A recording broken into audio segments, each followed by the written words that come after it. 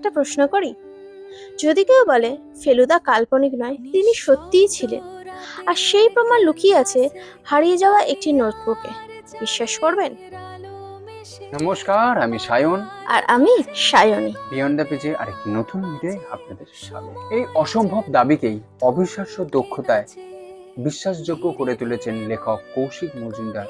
College স্ট্রিটের footpath থেকে খুঁজে পাওয়া এক পুরাতন নোটবুক, আর সেই পুরাতন নোটবুকই বদলে দেয় বাংলা সাহিত্যের গোয়েন্দা পরিচিতির ইতিহাসকে। এখানে ফেলুদা কোনো গল্পের চরিত্র নয়, তিনি সত্যিই একজন মানুষ। তার পরিবার রয়েছে, বংশ পরিচয় রয়েছে, শৈশবও রয়েছে, আর এমন কিছু রহস্যও আছে যা সত্যজিৎ রায় নিজেও লেখেন।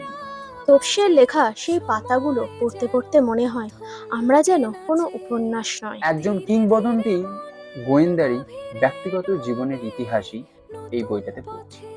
এই বইটির সব থেকে বড় শক্তি এর গবেষণা। সত্যজিৎ রায়ের গল্পে ছড়িয়ে থাকা ছোট ছোট সূত্রকে এমন নিখুঁতভাবে জুড়েছেন লেখক কৌশিক মজুমদার যে কোথায় বাস্তব শেষ হচ্ছে আর কোথায় কল্পনা শুরু হচ্ছে তা আলাদা করাই কঠিন। আমরা সবসময় গল্পে ফেলুদাকে জিতে আসতে দেখেছি, কিন্তু এই প্রথম গল্পের শেষ পাতায় এসে ফেলুদাকে যখন হাঁটতে দেখলাম, মনের ভেতরে একটা শূন্যতা যেন থেকেই গেল।